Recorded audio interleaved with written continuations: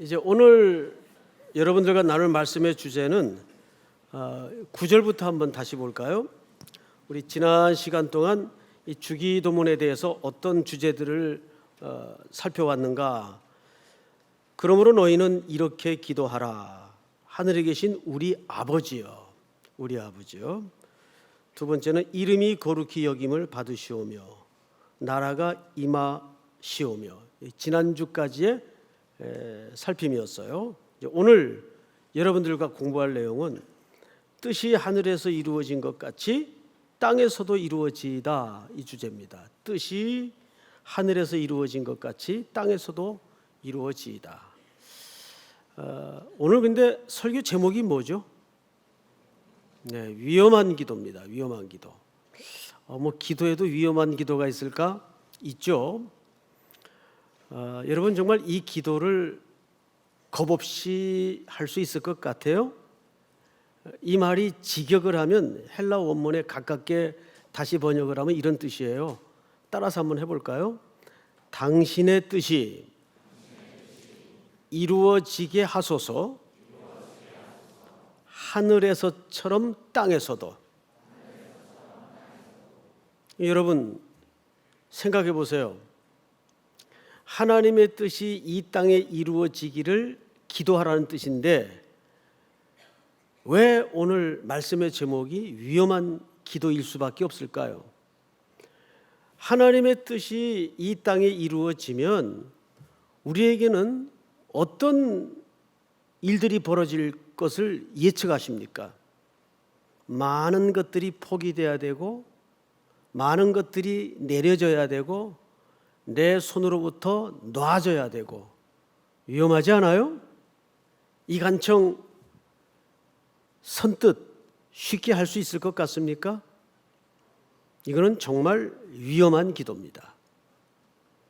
그러나 이 기도가 결코 우리 생활을 또 우리 전 인생을 새롭게 하는 기도일 수밖에 없습니다. 이 기도에는 첫 번째로 어떤 전제가 깔려져 있어요. 자, 생각을 해보십시오. 하늘 뜻이 이 땅에도 이루어지기를 기도하라고 예수님이 가르치셨다면 질문합니다.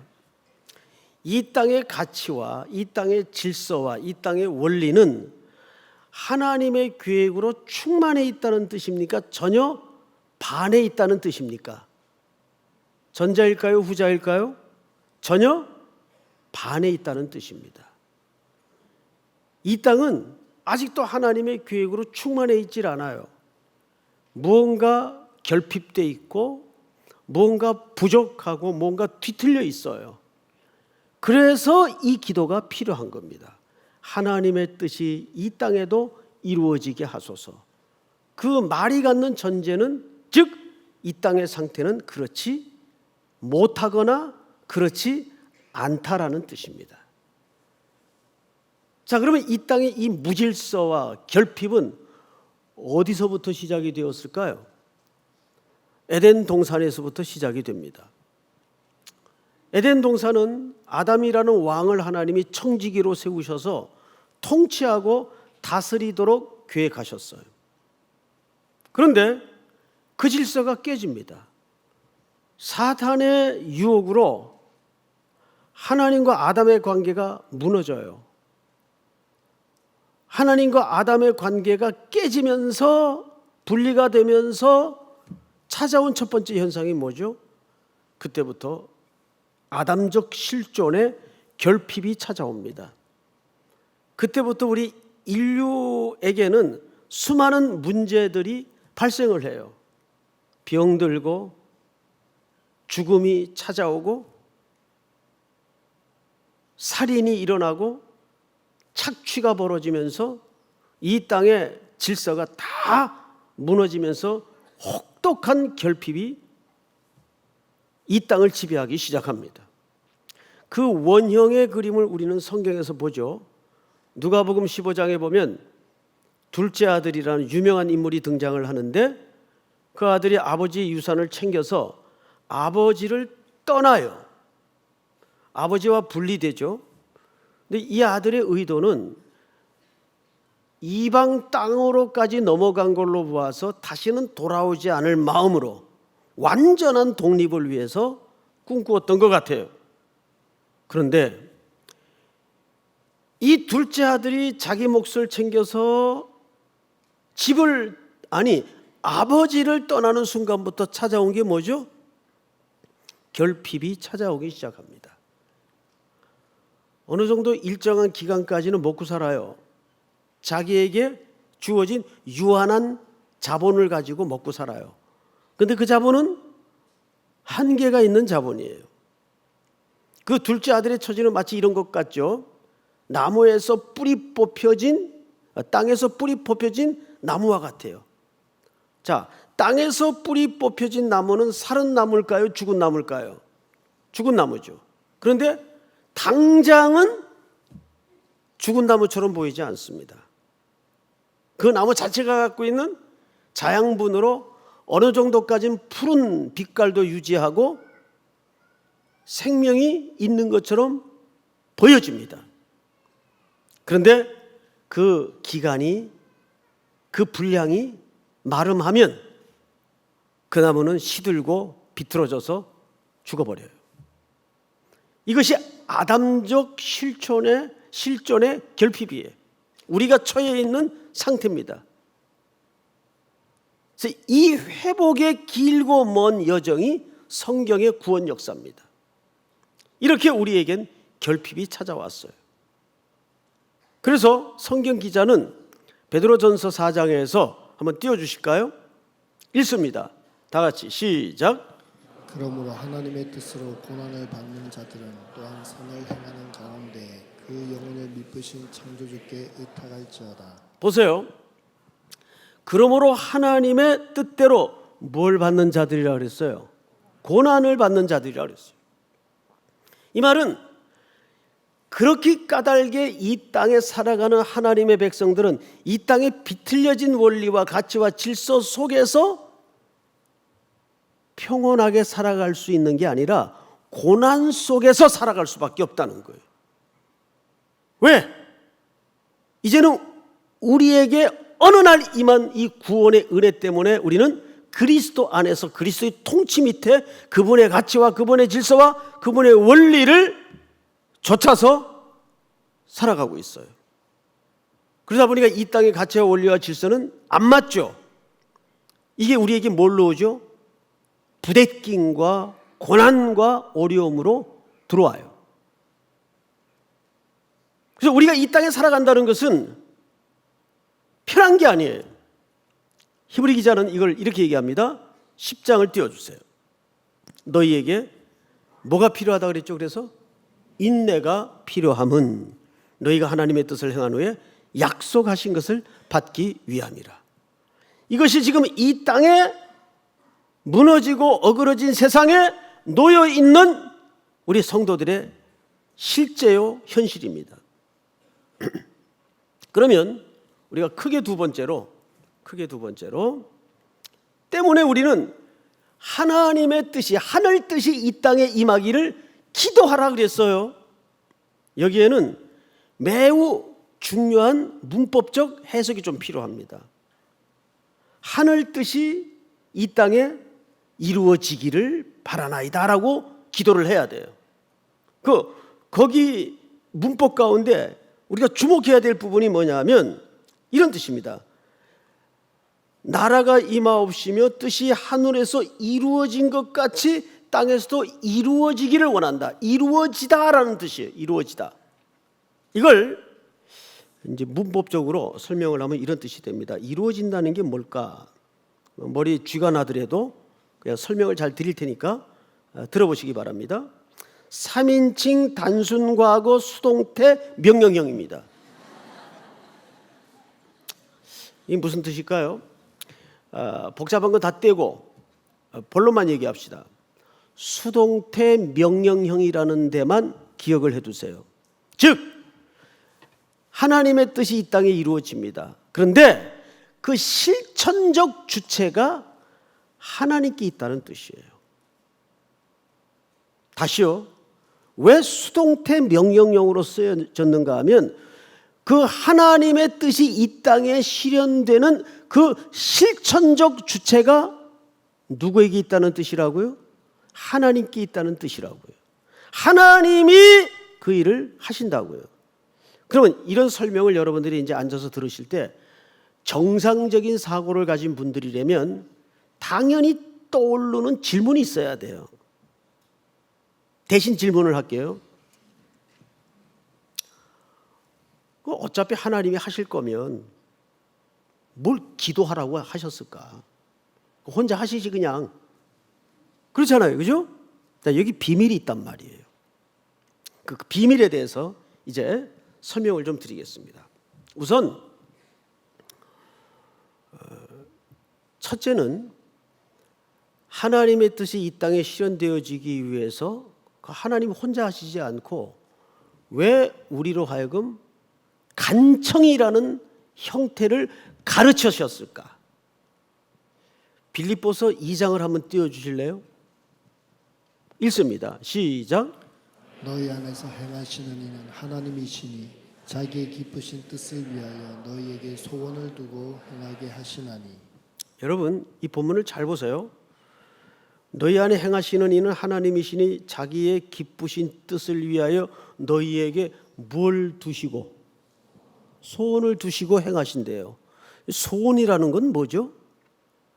기쁨을 향하여 강렬하게 바라는 열망을 얘기해요.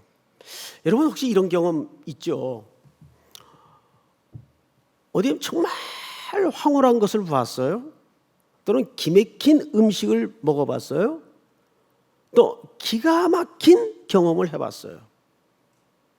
그때 정상적인 사람이라면 제일 먼저 마음에 무슨 생각이 떠올라요? 아, 이거 조금 누구에게 좀 같이 먹었으면. 그런 기가 막힌 음식 먹으면서 아, 이건 아무도 알면 안 될 텐데 이러고 음식을 먹는 사람이 있을까요? 어디 기가 막힌 황홀한 해 떨어지는 낙조를 봤는데 야, 이거 아무도 보면 안 될 텐데. 정신 나간 사람들이죠. 어딘가 멋진 기막힌 일을 우리가 경험하거나 만나면 반드시 마음의 한켠에 가장 사랑하는 사람과 함께하고 싶은 열망이 생겨요. 이게 정상이죠. 여러분, 바로 그런 이치입니다. 우리 이제 청년 시절을 보내면서 선교나 또는 여름에 수련회를 준비할 때 교회 이렇게 보면 이방저방 3, 4, 5 모여가지고 막 준비들을 해요. 참 이쁘죠. 근데 가만히 보면 일거리는 하나밖에 없는데 먹는 건 열을 갖다 놓고 먹어요. 근데 그게 맞아요. 그걸 누가 낭비라고 합니까? 그걸 낭비라 그러는 건 아니죠. 게다가 그것도 모자라면 제가 볼 때는 그냥 혼자서도 그냥 1시간 집중하면 후다닥 끝낼 일을 갖다가 더 카톡에 찍어가지고 시간 있냐고 물어보고 자매를 불러내고 형제를 불러내요. 정말 일손이 부족해서 그럴까요? 아니에요. 썸 타고 싶어서 그러는 거예요. 뭔가 같이 하고 싶어서. 근데 그게 얼마나 아름다운 일입니까? 그래서 교회는 효율적이고 경제적인 상황보다는 질질 흘리고 늘 빵꾸나고 비효율적이고 비경제적인 상황들이 너무 많아요. 근데 그거를 자꾸 계산의 논리로만 이해해서는 안 됩니다. 교회는 그런 거예요. 10명이 충분히 할 수 있는 일을 100명이 들러붙어 가지고 하루 종일 하는 거예요. 그게 교회 공동체의 중요한 은혜입니다. 여기 회사가 아니에요, 여러분. 하나님이 하나님의 그 나라의 영광스럽고 복된 어떤 프로젝트에 대해서 하나님 혼자 할 수 있죠. 근데 그 일을 우리를 초대하시는 거예요. 헌금 안 내면 하나님의 일이 안 될까요? 무에서 유를 만들어내시는 전지전능하신 하나님인데 그걸 왜 못하세요? 그런데 할 수 있지만 그 일을 가장 사랑하는 우리들과 하고 싶은 거예요. 그래서 우리가 그런 자리로 초대받기 위해서 제일 중요한 비껴갈 수 없는 전제가 뭔지 아십니까? 하늘에 계신 우리 누구로 만나야 될까요? 아버지요. 우리 아저씨가 아니에요. 하늘에 계신 우리 아버지요. 이것은 아버지라는 존재만큼 중요한 것이 뭐냐면 내가 그 아버지에게 자녀가 되어 있는가. 그 위치 설정이 굉장히 중요합니다. 자녀가 되어 있는가. 나아가서 여기에는 또 하나의 신비한 하나님의 계획이 있어요. 근데 왜 이거를 간청이라는 형태를 통해서 요구하고 가르칠까요? 이렇게 기도하라. 그리고 지금 시작하는 말씀드리거든요.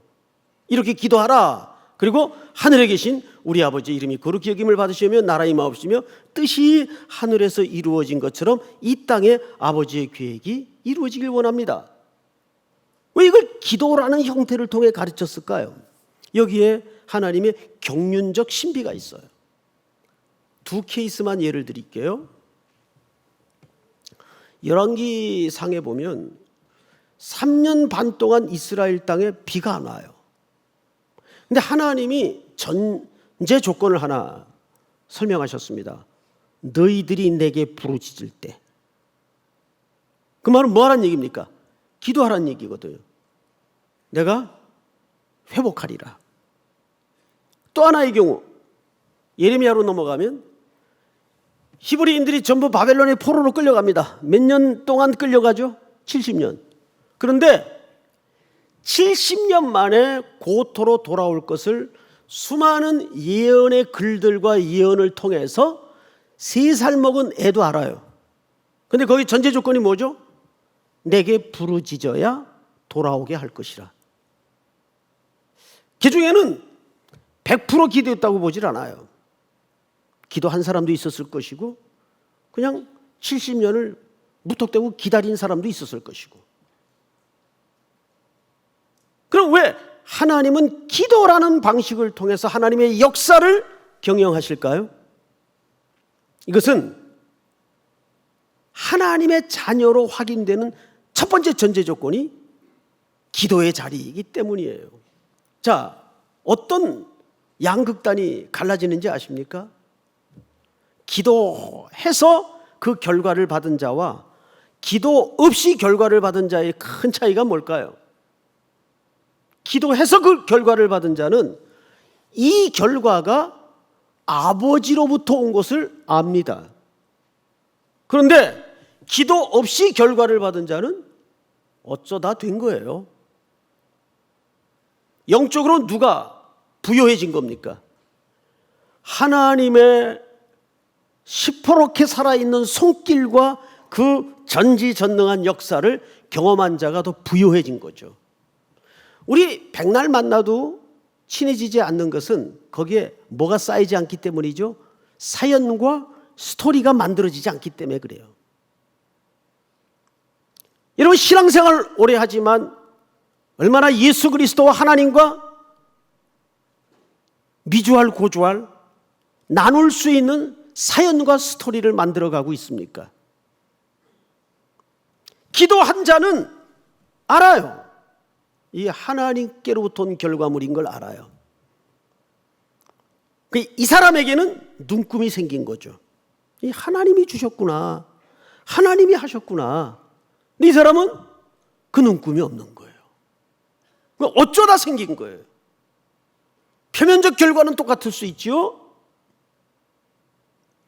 그래서 하나님은 기도라는 간청하라는 가르침을 통해서 하나님의 역사를 자녀들로 확인시키는 겁니다. 네가 자녀다. 그 집 나갔던 둘째 아들이 언제 회복이 됩니까? 그 아들이 아버지의 품으로 돌아와 자녀가 됨으로써 회복이 돼요. 그래서 하나님의 나라는 굉장히 관계적입니다. 하나님의 통치가 내 인생 전체에 걸쳐지는 것은 그런 관계성을 얘기하는 거예요. 누가복음 16장에 보면 키 작은 삭개오라는 인물이 등장을 합니다. 그런 신체적으로도 여러 가지 핸디캡이 있었어요. 그래서 더더욱 보란듯 악착같이 살았던 것 같아요. 예수님에 의해서 처음 발견된 삭개오의 삶의 자리는 어디였습니까? 나무 꼭대기였어요. 그것이 어쩌면 삭개오가 평생을 살았던 삶의 패턴이었습니다. 어떻게 하든 붙잡고 밟고 올라서고 올라가고, 키자가 볼 수 없으니 나무를 탔겠죠. 어쩌면 그것이 그가 살아냈던 고독하고 고단한 삶의 패턴이었어요. 근데 그 삭개오를 예수님이 처음 만나는 순간 이름을 부르시면서 삭개오야, 그리고 처음 한 말이 뭡니까? 내려와라. 내려와라. 더 이상 네가 그렇게 고독하게 고단하게 살 필요가 없단다. 내려와라. 내가 오늘 네 집에 유하여야 하겠다. 즐거이 내려와 예수님을 자기 집으로 초대합니다. 그 순간 삭개오의 모든 삶에 하나님의 나라가 임하고 그 가정에 그리스도의 통치가 임하기 시작하면서 철저하게 물질적인 배상까지를 결단하고 헌신하면서 회개의 역사가 일어납니다. 지난 시간에도 말씀을 드렸지만 회개란 뭐죠? 정권 교체라 그랬어요. 정권이 교체된 거예요. 그 가정에. 그러니까 이 간청은 어떤 의미에서 위험한 기도입니다. 어쩌면 내 삶의 모든 익숙한 것들을 내려놔야 되고 포기해야 되고 거칠고 험한 길을 가라 할 때 그렇게 따르겠습니다, 순종할 수 있는 결단까지를 요구하는 자리일지도 모릅니다. 자, 그러면 우리는 한 걸음 더 나가서 이제 과연 그 하나님의 뜻이 이 땅에 이루어진다고 했을 때, 첫째는 그 행동적 실천 주체가 하나님이라면 우리에게도 그 즐거움에, 그 거룩한 역사에 동참하기를 원하신다면 그 내용인 하나님의 뜻이 뭘까? 그것이 오늘 본론 겸 결론입니다. 과연 그 하나님의 뜻이 뭘까? 요한복음 4장을 한번 띄워주실까요? 이렇게 되어 있습니다. 예수께서 이르시되 나의 양식은 나를 보내신 이의 뜻을 행하며 그의 일을 온전히 이루는 이것이니라. 여러분, 이 본문을 잘 보세요. 예수님이 우물가에 앉아 있을 때 제자들이 음식을 구하러 내려갔다가 음식을 구해가지고 왔어요. 여기 잡술 것이 있습니다. 그랬더니 예수님께서 대답하신 얘기입니다. 나의 양식은 나를 보내신 이의 뜻을 행하며, 양식이라는 표현을 썼어요. 양식. 언젠가 한번 설명을 드렸죠. 양식의 정의는 뭡니까? 양식의 정의라는 것은 나에게 힘이 되는 게 양식의 정의예요. 그렇죠? 어떤 사람은 골프만 생각하면 힘이 나요. 제가 잊을 수 없는 사건이, 저 부산의 어느 장로님 그 자제댁에 초대를 받아서 신방을 갔는데 대게를 한솥 쪄왔어요. 대게. 그 대게가 얼마나 맛있습니까? 그 대화를 하다가 목사님 골프 치십니까? 그래요. 그래서 아니요. 그랬더니 이분이 흥분을 해가지고 일어나서 젓가락을 들더니 아니 세상에 골프를 왜 안 칩니까? 그러면서 그 쪄놓은 맛있는 대게를 앞에 두고 먹지도 못하고 골프 강의를 한 15분을 해요. 15분. 예? 자세를 이렇게 하고 머리를 뭐 들면 안 되고 뭐 골프 특강이 벌어진 겁니다. 그분은 하여간 골프가 양식이에요. 대게가 양식이 아니라. 사람마다 그래서 자기 양식이 있어요. 그것만 생각하면 힘이 되는 게 있어요. 돈이 양식일 수가 있죠. 그런 의미에서. 근데 예수님의 양식은 뭐라고요? 아버지의 뜻을 이루는 게 예수님의 양식이래요.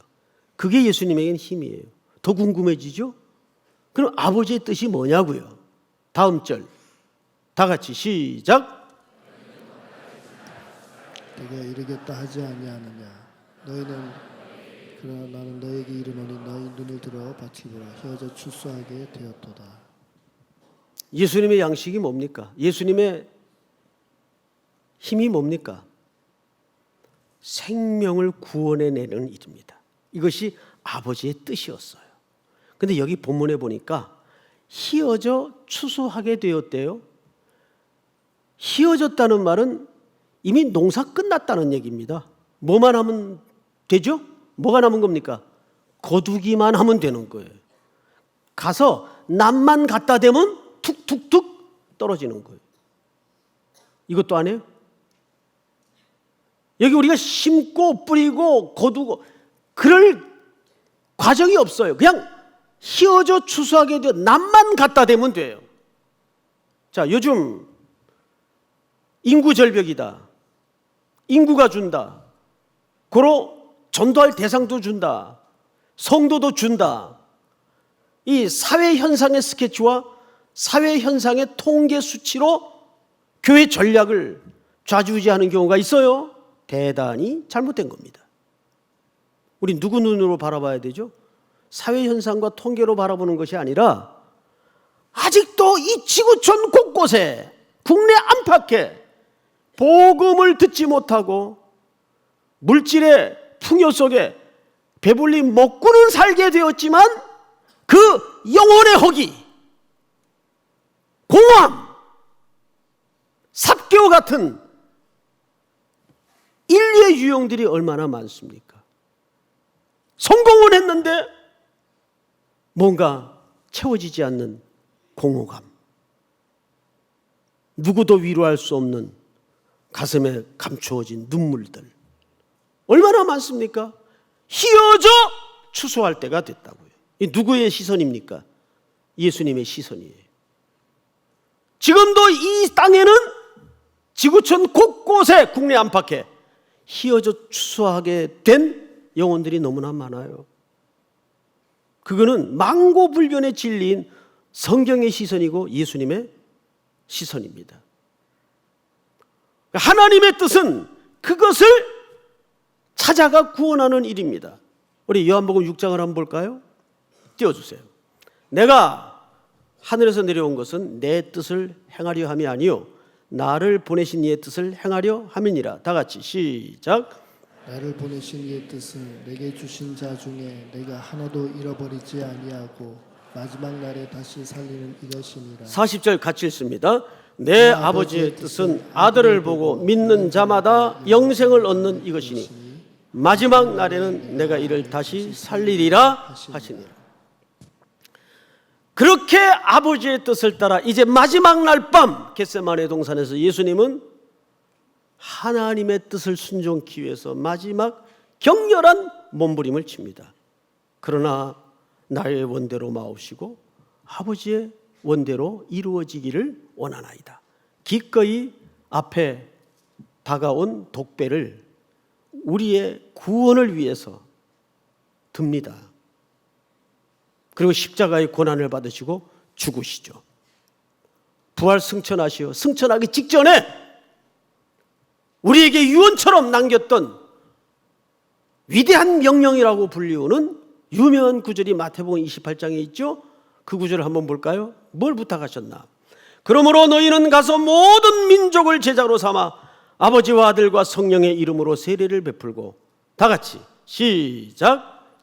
내가 너희에게 분부한 모든 것을 가르쳐 지키게 하라. 볼지어다 내가 세상 끝날까지 너희와 항상 함께 있으리라 하시니라. 아멘.